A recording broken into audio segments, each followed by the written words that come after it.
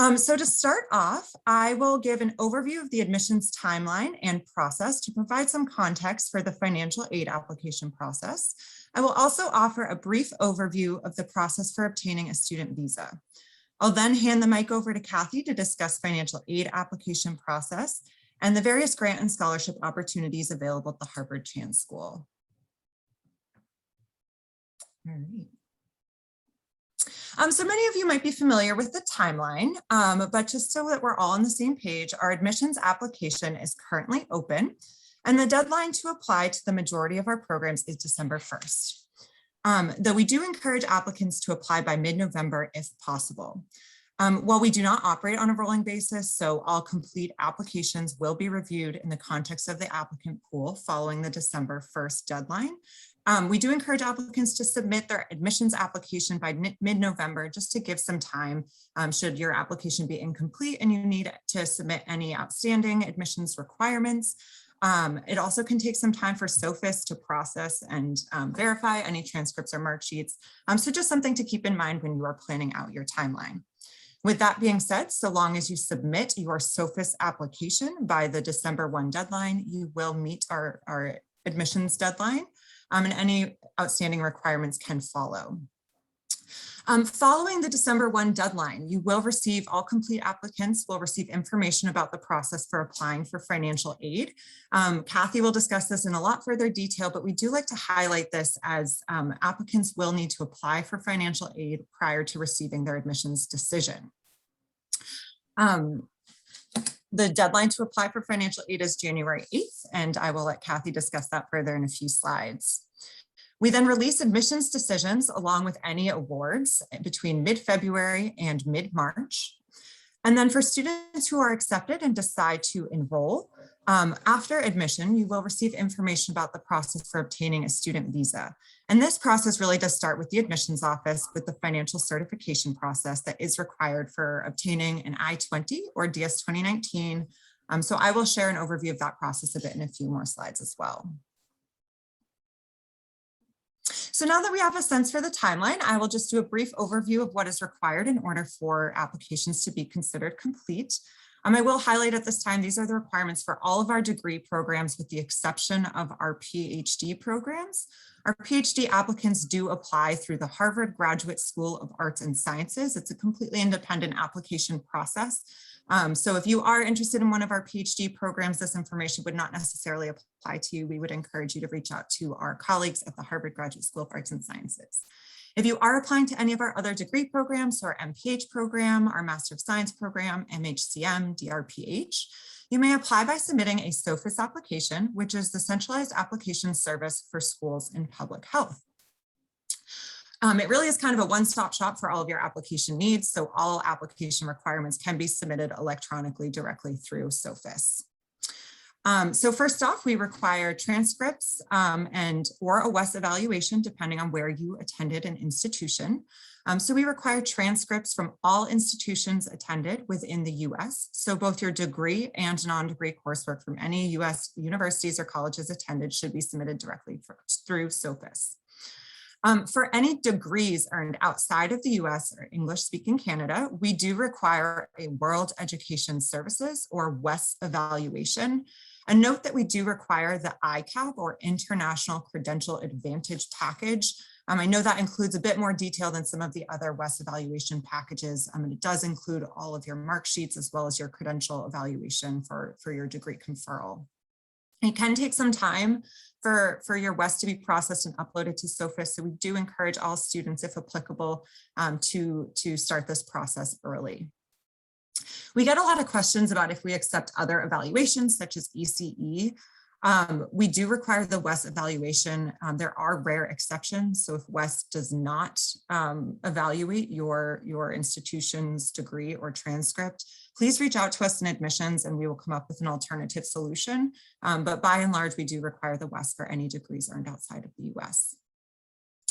Letters of evaluation, we require at least 3 letters of evaluation and we'll accept up to 5 through SOFIS from academic or professional references who can speak to your potential for success both in the program and the field of public health. Statement of purpose and objectives. This is an area we really like to highlight and encourage students to spend some time on. This is your space to demonstrate and convey your motivation for pursuing a graduate degree in public health. Why are you interested in your particular program, not only your program, but your specific area of study? What are you hoping to gain from this program, and where are you hoping it will take you moving forward? There are specific prompts on our website, depending on the degree program. And these are also outlined on the SOFIS application, so definitely be sure to follow your prompt. There's also a word limit, so it is important to be specific and concise. We also require a resume or CV detailing your education and work experience. The GRE, so we are standardized test optional for this admission cycle. I will note that that is for this admission cycle only. It is subject to change for future admission cycles. On the slide, you'll see it says GRE or equivalent. The reason it says that, so equivalent might be if you've previously attended another graduate school, we would accept that kind of parallel standardized test. So if you've attended medical school and took the MCAT typically would be accepted for programs that are considering standardized tests. There is some variation, as I just alluded to, by program. So for example, our MPH program and MHCM program will not be considering the GRE or equivalent throughout the review process. Our Master of Science programs and our DRPH program, the standardized test is optional. So you can, if you have taken it and you think that your scores are reflective of your test taking abilities for that day, you can submit it, but it is not required. And regardless, one piece that we do like to highlight when talking about standardized tests, regardless of your decision or the program you're applying to, is that it's important to convey your quantitative abilities in your application, as public health is a quantitative field. So definitely be sure that your math proficiency is demonstrated somewhere in your application, whether that's through your coursework or work experience or your letters of evaluation. While we are GRE optional, we still do require an exam for English language proficiency if you have not earned a degree from an institution where the language of instruction was English.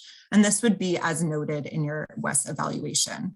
The two tests that we accept for English language proficiency are the TOEFL and the IELTS. We do have minimum score requirements for these two exams. So the TOEFL minimum overall score is a 100 with preferred sectional scores of at least a 23. And the overall minimum score for the IELTS is 7. We do not have preferred subsection scores for that exam. We get a lot of questions about whether we accept the at-home test. We do. We do not accept other English language proficiency exams, however. So again, if you have earned a degree from an institution where the language of instruction was English, or if you are a US citizen or permanent resident, you would not be required to take an exam for English language proficiency. If you have any questions specific to your background or anything about this, let us know, and we would be happy to talk it through and provide some guidance.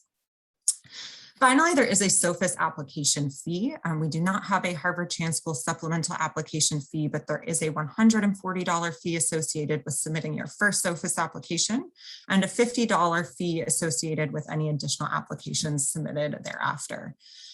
We do like to let you know that there is a fee assistance program offered directly through SOFIS, so definitely something to look into if that is of interest. I also know that WES offers a discount for students who have started their SOFIS application. So some things to keep in mind to kind of help budget and prepare. All right, so a brief overview of student visas. So just to recap the timeline. So by this point, you've submitted your SOFIS application for admission. You've submitted your financial aid application. You've hopefully received some good news from the Harvard Chan School, and you've decided to enroll and have submitted an admissions deposit. So at that point, we would send out and provide information to all students on the process for obtaining a student visa. All full-time international students enrolling in a residential program will require a student visa to study at the Harvard Chan School. Students enrolling in our Master of Public Health program in epidemiology, so that is our hybrid online on-campus program, would also require a visa for the on-campus portion in June. So upon admission, international students receive information about this process. And as I mentioned before, it really does start with the admissions office. So students are required to certify that they have the financial ability to study in the US. And the amount that students need to certify is generally the cost of attendance for either one academic year, if you're in a one-year program, or a calendar year, 12 months, if you're in a multi-year program. As part of this process, there are a number of documents that we do require. Again, this process wouldn't begin until after a student is admitted and decides to enroll at the Harvard Chan School, but so that students can anticipate what to expect. We do require a financial certification form. It generally requests some biographic and citizenship information, the type of visa you're applying for, and asks students to outline their sources of funding for certifying their ability, their financial ability to study in the US. Students will also need a valid passport and provide us with a copy of your passport biographic page, along with any passport biographic pages for any dependents a student is bringing for the duration of their study. And finally, proof of funds. So this is the aspect that can take some time. Each school does have different requirements regarding acceptable sources of funding. My understanding from students who have enrolled in the past is that our requirements are more strict than some other institutions you may be familiar with if you have previously attended another university in the US.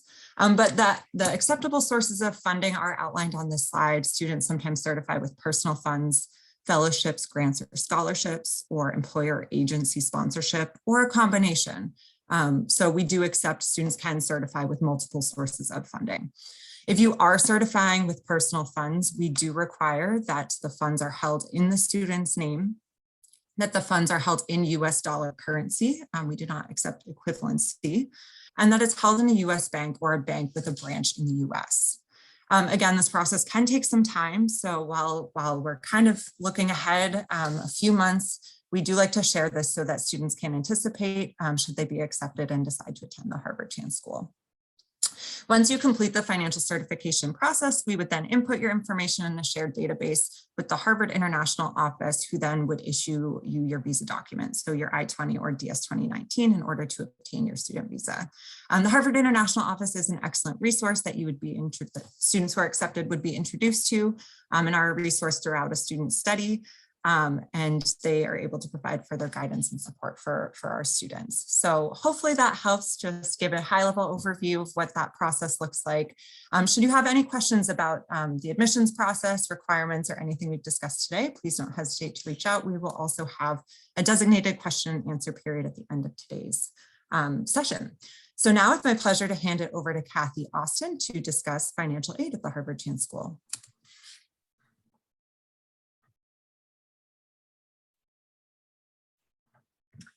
Thanks, Lizzie. Appreciate your introduction on admissions. I'd like to advance to the next slide, please.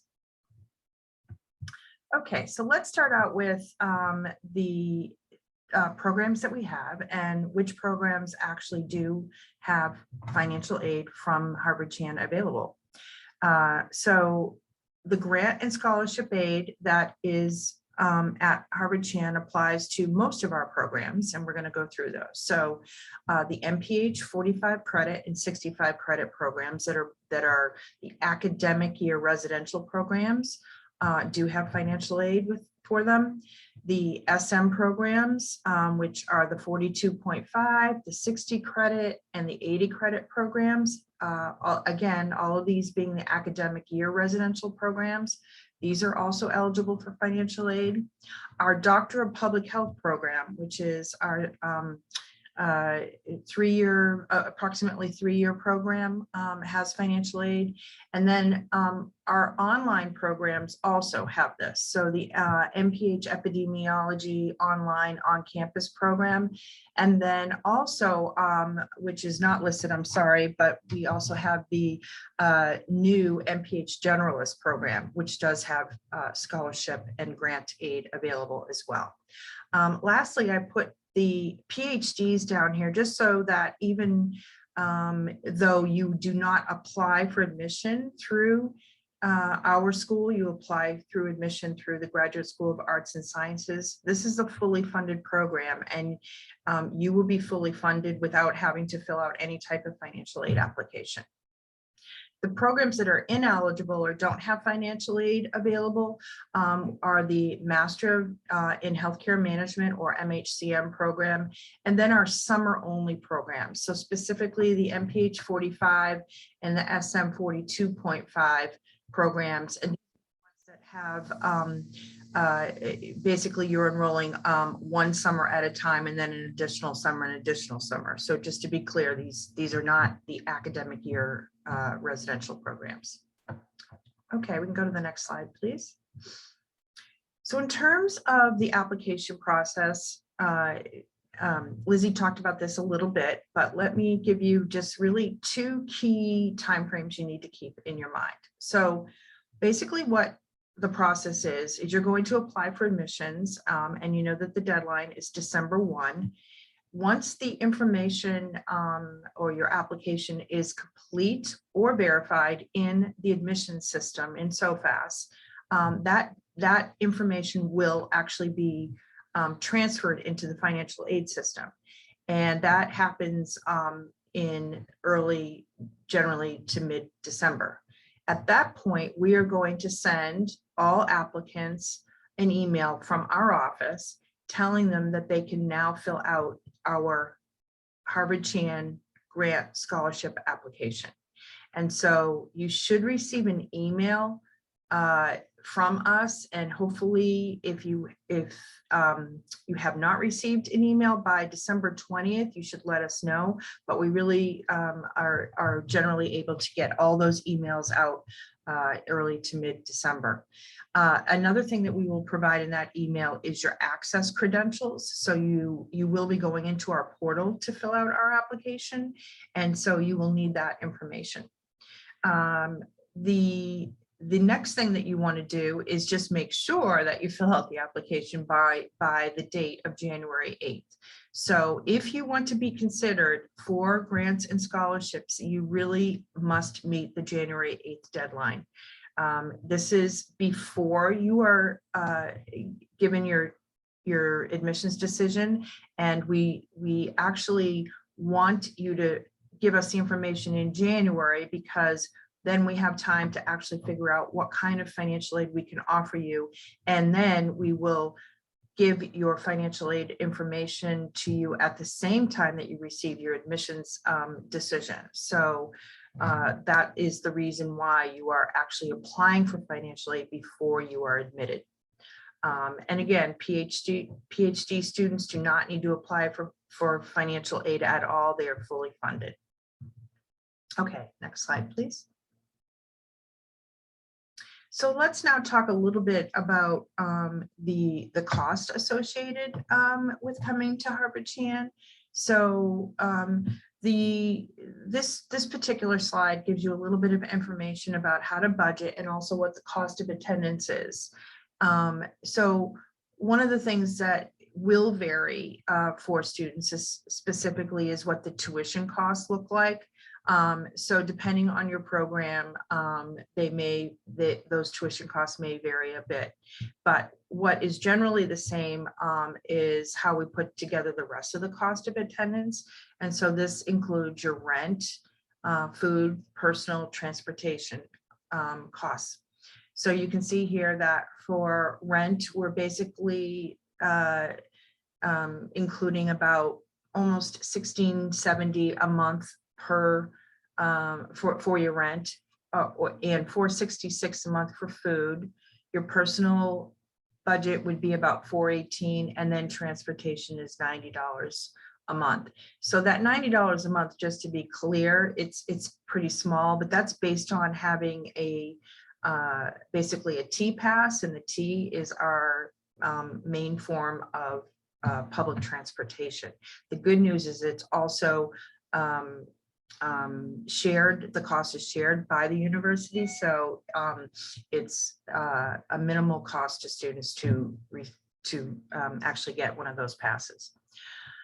Okay, let's move on to the next page. All right, Harvard-wide scholarships. So one of the things we really want to make sure students are looking at is, although we are trying to make sure that the majority of scholarships that you can apply for are through our application. There are a few others that you may be wanting to consider, and you do have to fill out a separate application. So these opportunities, usually for international students, have to do with what your home country is or where your citizenship is. And so it's really important for you to consider some of these other scholarships, all of which you can access through our website. Some of the programs that these are probably not possible for would be the MPH EPI program and the summer only programs, MHCM program, or if you decide to go part-time. So it's important to keep that in mind when you're looking at these other Harvard-wide scholarships. Okay, next slide, please.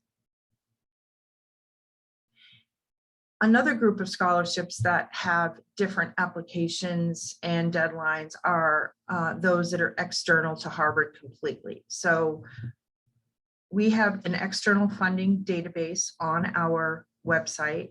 It's really a good resource to see what might be possible. And also, it's important to start the process right now, not wait.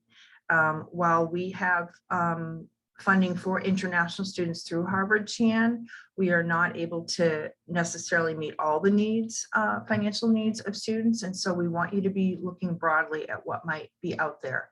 We also have another possible tool, which is the Community of Science Pivot tool.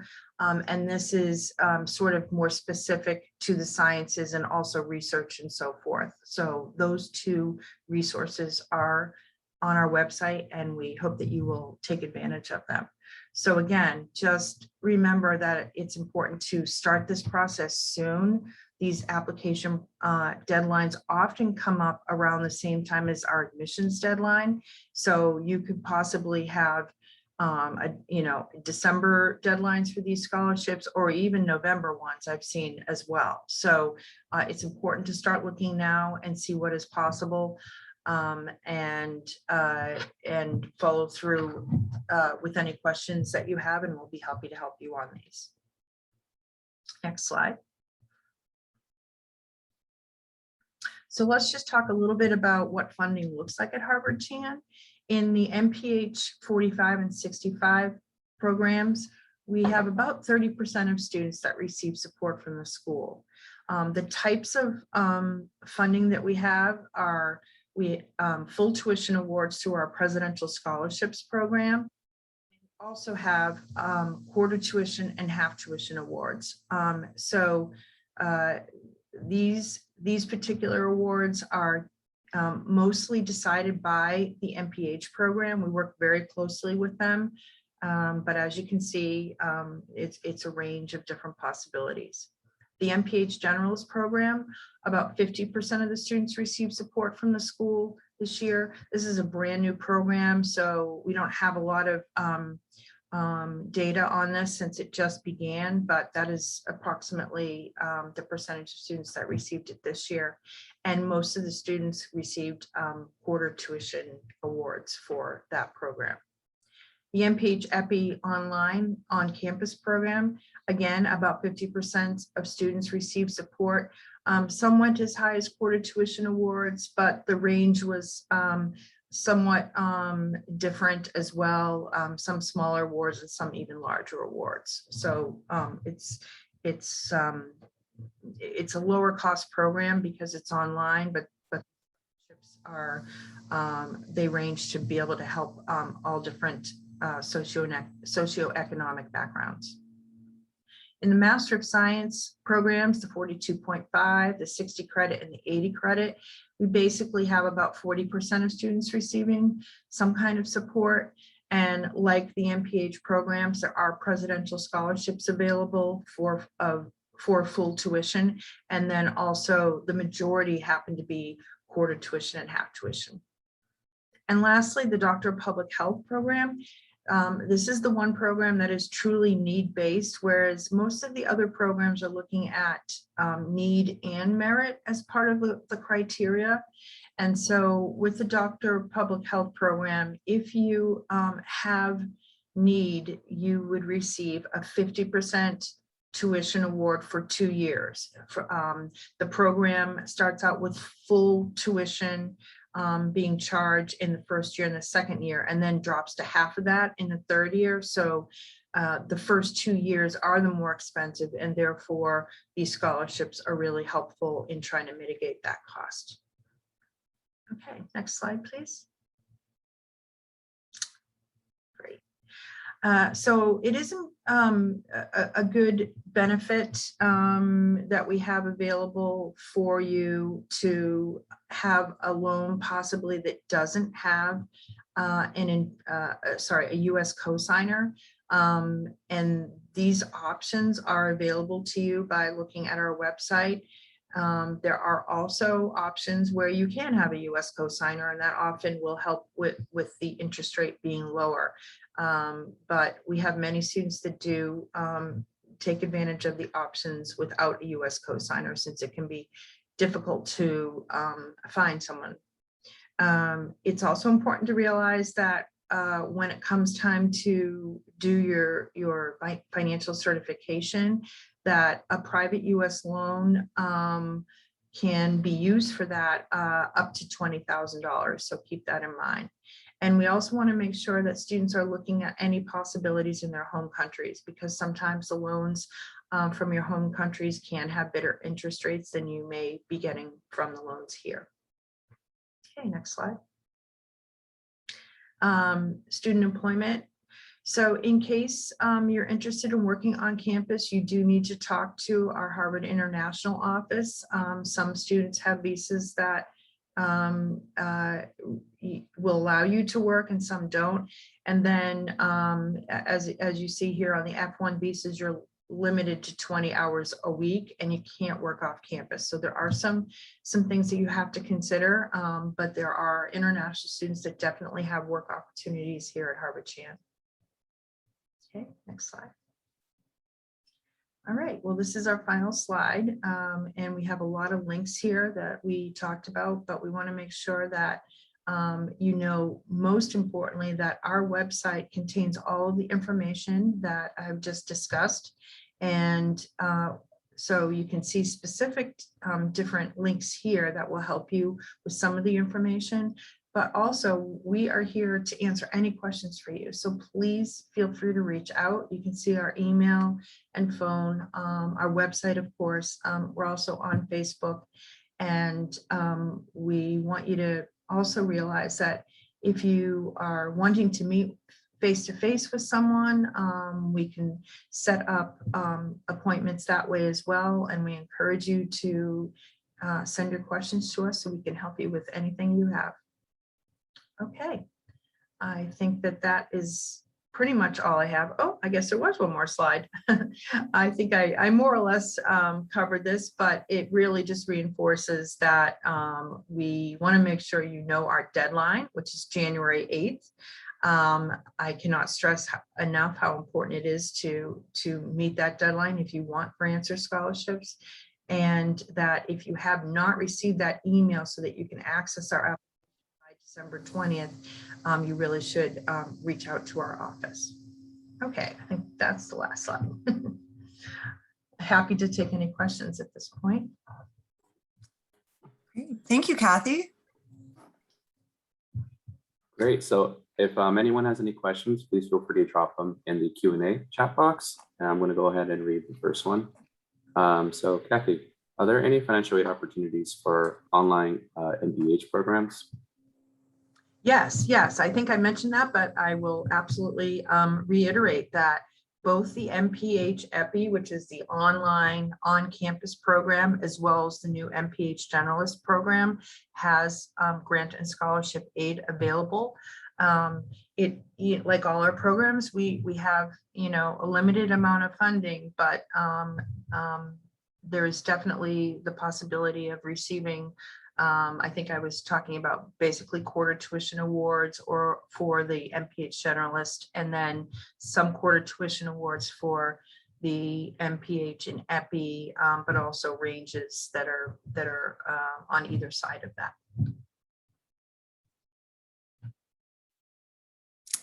Thank you. So another question for Kathy. Somebody asks, are there any additional essays required for the application process for scholarships? And if yes, can the prompt be provided in advance? So in our financial aid application does not ask for any kind of essay. And maybe that gives me an opportunity to tell you what is on our financial aid application. And I probably should have stressed this a little more because it's a pretty easy application. It's really, although it's online, if you were to print it out, it's probably no more than 2 to 3 pages. It requires you to put in sort of some bio demo information, like where you're from, what program you're applying to, and then it proceeds to ask some financial information, like what your income has been in the past year. So we will be asking for this current year when you go to fill it out. So that would be 2021. And then also information on your assets, your family size, if you have a family. And then the next part, or the other bulk part of what we ask on the application, has to do with different questions that allow us to understand whether you might fit some restrictions of scholarships that we have here at Harvard Chan, and also some restricted scholarships that are through the Harvard Committee on General Scholarships, otherwise known as CGS. And again, across the board, there was no essay required except for one, which is this Tatelman, which is a CGS award. It is basically, without having the exact words in my mind, it is something along the lines of talking about hardship that you've had to overcome. And so there is an essay that applies to that scholarship. And it is spelled out right on the application that we need that, and you can see it when you access our application. Thank you. Someone would like to know how many internal scholarships are available and what percentage of students will this cover? So the way our scholarships work is generally we're giving out money up front because we know how much we can offer in the programs. On the flip side, and you'll see this if you receive a scholarship, once we know that we're giving you a scholarship, then we decide whether or not you might fit any kind of a restriction for an actual donor funded award. It's hard for me to answer the question of how many of those there are. And really that's not what's so there are less of those donor awards than there are awards in general, because we also have sources of funding that are just completely unrestricted and are not donor funded. So it's a difficult question, but the good news is you don't have to apply for individual scholarships. I think that's the takeaway. It's important to understand that you're applying through our financial aid application, and except for some of these external awards, and also I talked a little bit about some Harvard-wide scholarships for international students that might need an extra application. The high majority of everything that you would want to apply for is on our application. And then the percentage, I think I talked about the percentages a little bit. They really vary depending on the program. So the MPH 45 and 65, I think we're around 30%. Yeah, if you want to go back, this is where it shows per program approximately how many students. So about 30% for the MPH 45 and 65. The online programs about 50%, around 40% for the Master of Science. And then the Doctor of Public Health Awards. The high majority of students, I will say, in the Doctor of Public Health program show need and therefore get aid. So it is need-based. So if you don't have need, we would not be offering a tuition, a half tuition award to you. But I would say it's 85 to 90% of the students that end up receiving those need-based awards. Thank you, Kathy. And then you might have touched on this a little bit, but I do see a few questions about this. So is the funding process for the PhD programs the same, if you don't mind touching on that? Yes. So the good news is that if you're admitted, you're fully funded. It's pretty simple. There is no financial aid process for that. The only time a student might need to fill out an application, I think, is if for whatever reason they, and it wouldn't be through us, it would perhaps be through GSAS, but that's if there was a need for more funding based on sort of very special circumstances. And in those cases, it might be possible that you would take a loan instead of being able to receive more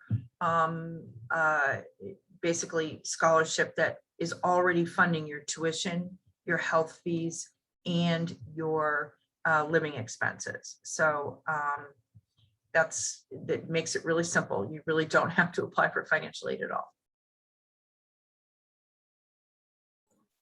Thank you.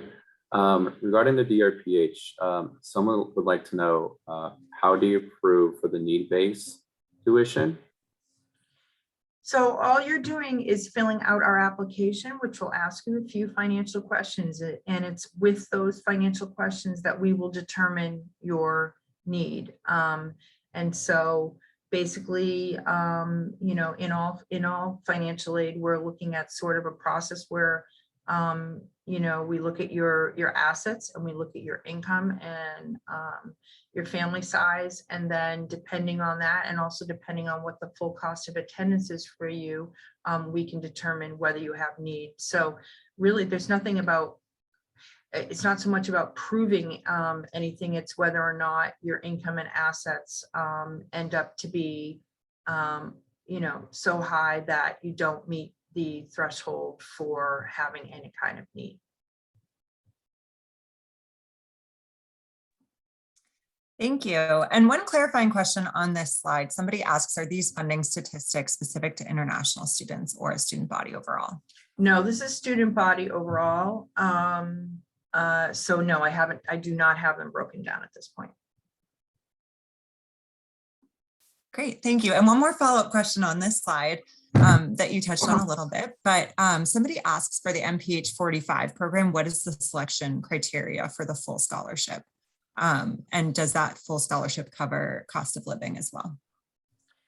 So it is full tuition. Be very careful about how you think about this. So that's a good question. So when we talk about full tuition, that is just the what you pay on your bill for the tuition to come to school. So it is not it's not a fully funded scholarship for living expenses. That's the piece it doesn't cover, nor does it cover health fees as well. In terms of the criteria for it, so that these presidential scholarships, the funding does come from the president's office and has been dispersed to certain schools at Harvard, and it is specifically for students that are planning to be in public service, and obviously the School of Public Health has many students going into public service, so that's like the overriding criteria. The other pieces of this is that you have financial need. So we want to see that you're, you know, a student that does have financial need, and that you are highly meritorious. So it's looking at both your need and your merit. And then of course, as I said, whether you're planning to go into public service. So those are really the three main criteria.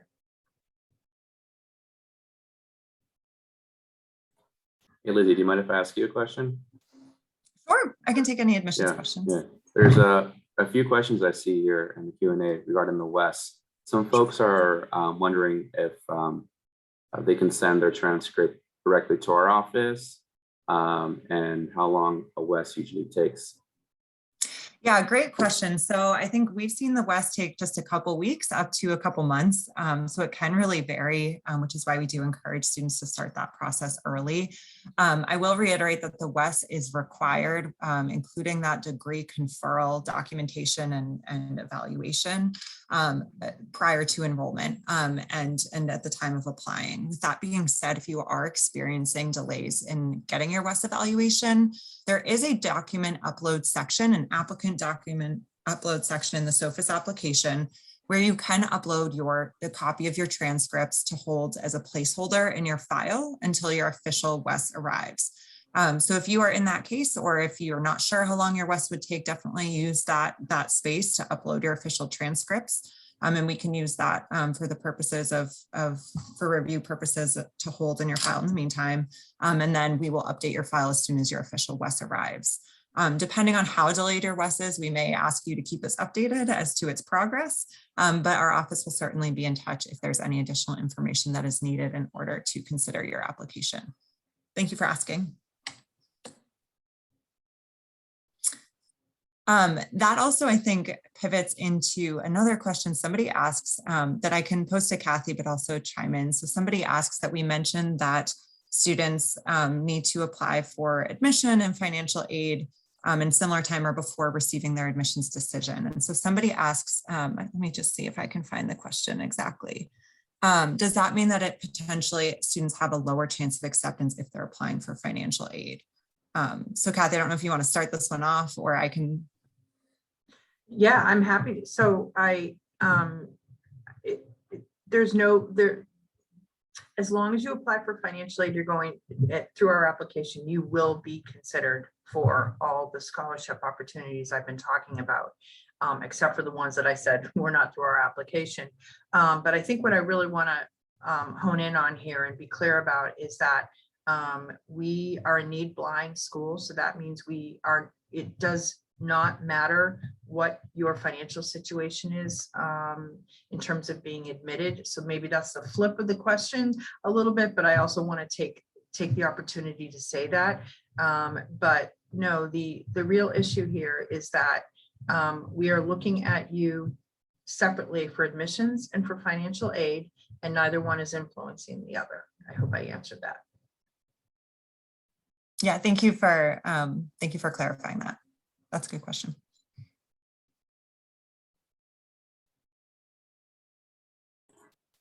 Hi, someone is asking about specific sources for funding in their area.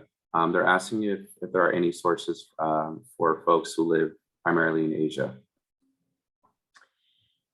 So I would have to suggest that you look at our fund finder. Off the top of my head, I feel like there are a couple, but I don't know for sure. So I think it's important for you to look at this external funding database that we have and see whether that's possible. I was talking about the fact that there are some international scholarships. I am not remembering whether there are any ones specific for Asia, but again, through our website, and if you look at the specifically for international students, you can check to see whether that might be possible. I'm sorry, I don't have a better answer for you.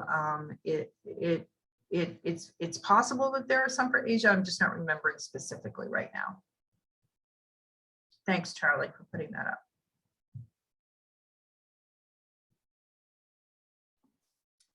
Thank you. So somebody also asks if you don't mind clarifying if there are prerequisites for grant or scholarship, such as grade or specific country or something like that.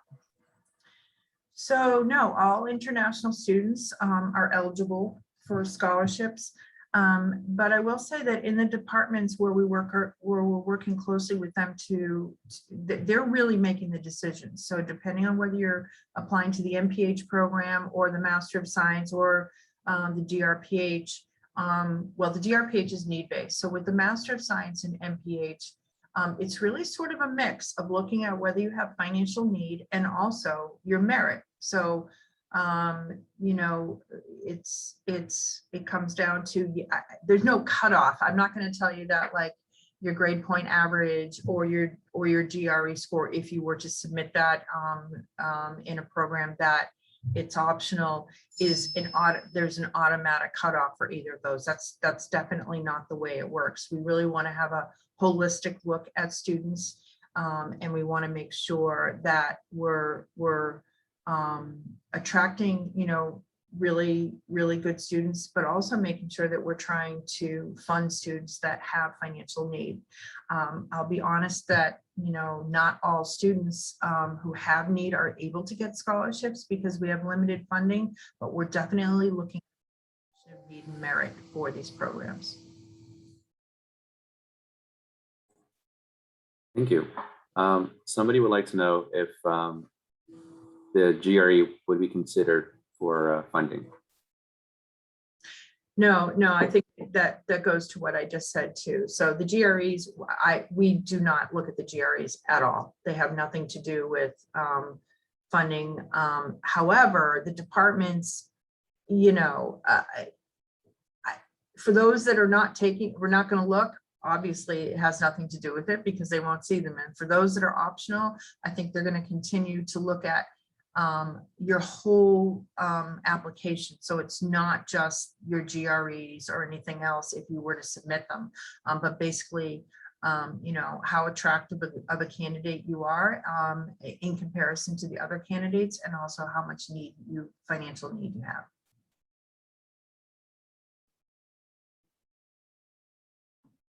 Thank you. I see a question here from someone who's asking if there are any scholarships specific for the MUP MPH program, or is there any information that where they can find more on that? And before having Kathy answer, I can just provide some context for the audience that we didn't talk about this too much today, but we do offer a number of dual degree programs. So we have a joint JD MPH program for students who are first-year students at the Harvard Law School. We have a joint MUP, so Master in Urban Planning and MPH program along with the Harvard Graduate School of Design. And then probably our most popular dual degree program is our MD or DMD MPH program. And that is along with any other accredited MD or DMD program in the US. So I will now kick it over to Kathy to see if there are any specific, I don't know, either you want to take MUP, MPH, and then a step further with other dual degree programs. Thanks. Sure. So, I mean, the good news is there's funding available for all of those programs. So, and it's, I believe that I would have to look. So when you do the MPH or the MUP program, you'll be considered for financial aid. So I just want to be clear. It's not that it's guaranteed, but you will be considered for financial aid, and also the design school will consider you for financial aid. And this is true in the other programs as well. And so for our piece, it's the regular process. You're applying through our financial aid form, and if you do decide to apply to that program, you'll also have guidance on applying through GSD as well. The JD-MPH, so students in that program don't apply to our school until they're already accepted as a first-year student to the JD program, and then they come in the second year. It works slightly differently in that we work with the JD program to figure out what the scholarship is going to look like. So there are specifics about how to do that, and we will make sure you know that, but this is really a second year piece, so I wouldn't be too concerned about it at this point, unless you're already at the law school, and that's a different question. And you could always reach out to one of our offices and we can give you a little bit more information on that. Last but not least, the MD-MPH. So yes, absolutely. The MD-MPH is really, or DMD MPH is really for students who are taking a leave from medical school or dental school and coming to us for the MPH program, and you are treated just like any other MPH student in terms of being able to apply through our grant scholarship application and then being considered for financial aid in the programs that we talked about. Thank you. Someone is asking, is there a minimum GPA to applying for funding? Nope, no minimum GPA. So really just comes down to, you know, as long as you're accepted by the program, you can be considered for financial aid. I can't stress enough that while my office has nothing to do with making admissions decisions, and that the two are very separate, that it really comes down to as long as you're accepted, then we talk about what kind of financial aid would be possible for you. Again, merit is important, but there's no cutoff for GPA. And again, need is usually a big factor as well. And I can jump in as well, just from the admissions perspective, when you are applying for admission through your SOFIS application, that we also do not have a GPA minimum. Our admissions committee does conduct a full holistic file review. So all aspects of your application would be considered throughout the review process. Just to echo that as well. Another question for Kathy. Somebody's asking, are asylum seekers who are not already approved eligible to apply for admission grants and scholarships? Yes, absolutely. So, and thanks for that question as well. I should be really clear about, so asylum seekers, refugees, you may, even if you have asylum, official asylum or refugee status in the government, you may even be able to apply for federal funding, which is a different option for some students. You know, domestic students have, and these types of students have option, they can be considered for federal loans and federal work study. So if you think that you might fit in that case, you can always email our office and we can help you to understand that. But I also want to point out that we never know sort of where undocumented students or DACA students may be listening to these presentations. And we just want to be clear that if you are in either one of those categories, you would absolutely also be considered for funding. We wouldn't know that you're in that status unless you provide that information to us, and that could be helpful to us to know. But we don't ask that question. So we treat everybody, whether you're domestic, international, undocumented, DACA, refugee, asylum, every category you can apply and will be considered for financial aid. Thank you. Someone would like to know, what are the common reasons why students don't qualify for scholarships?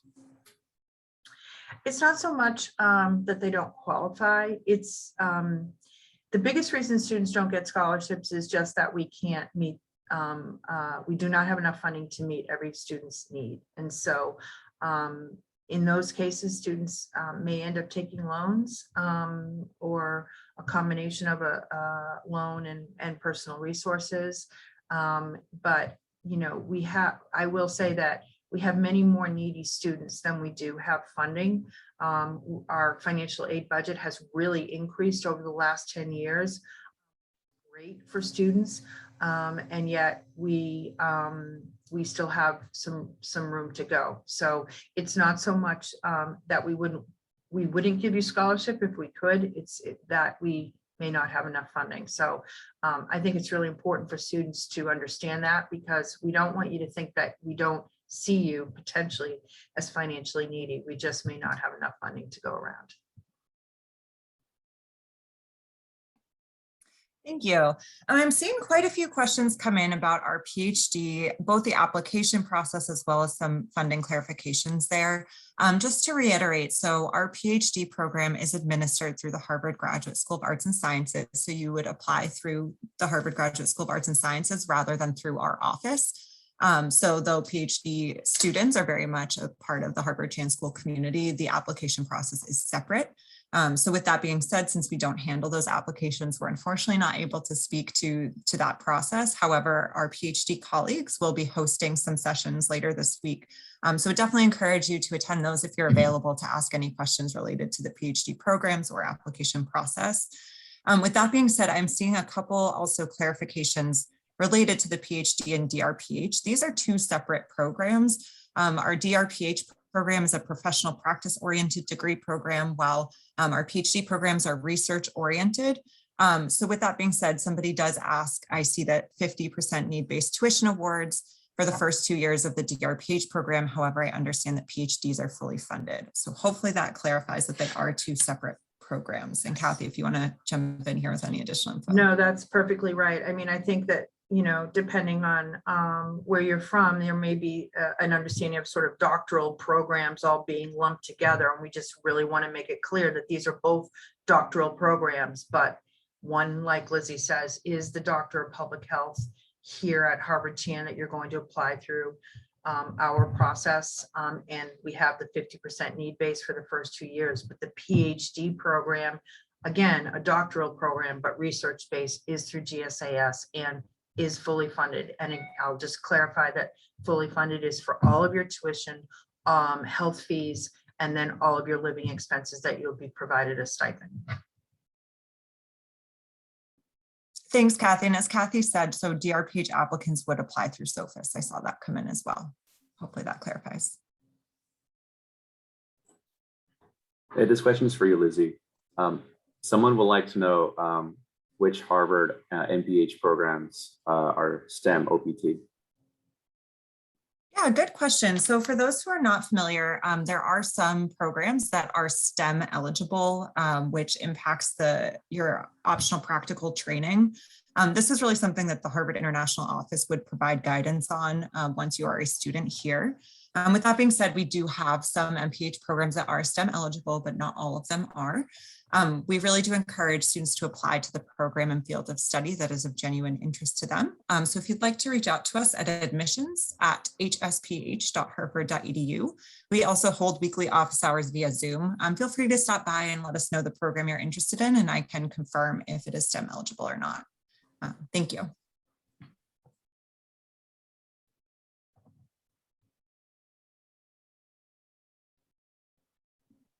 Recognizing that we have just a couple minutes left, I'm seeing, I think people are enthusiastic about the information shared today. So we can close with one quick question and then I'll pose one final question to Kathy. So somebody's wondering if the application is currently open for financial aid, if you want to just recap the timeline before we close. Sure. So no, not at this time. So the way, just to reiterate, the way that you will have access to our financial aid application is you must apply through admissions first. You know, I think that Lizzie has said this, but I'll reiterate, if you can do it sooner than December 1, that's all the better. We do need to make sure you have a complete application, in at least a complete application in the admission system. And then that information as you as an applicant transfers to the financial aid the financial aid system. And at that point, because you are now in our system as an applicant to the to admissions, allows us to send you an email, which we will do the early part of December, telling you that now you can access our application. So basically the answer is it's going to be early to mid-December before you can access our application. And then you can go right ahead at that point, and you'll have approximately a month between then and the actual deadline to apply, which again is January 8th, to submit the Harvard Chan grant and scholarship application. Thank you. And with 2 minutes left, is there any last piece of advice you might give to prospective students who are either currently in the application process or planning to apply in an upcoming cycle? Did you say current students or just prospective? Did I miss? Oh, I'm sorry. I might have misspoke, but I meant current applicants. Current applicants. I think I misunderstood. Excuse me. So no, I think really, I just to reiterate, I think it's so important to start all of these processes early, and I think that that's really what we want you to do. So one, start early. Two, reach out to either of our offices with questions. We really are here to help you. We want to make sure that you know that we will take the time to, whether you email us or you want to set up a meeting, we're here to help. And then meet the deadlines. So start early, meet the deadlines, reach out if you have questions. And from my standpoint, also look for external resources sooner than later. Do not wait. And I'll leave it at that.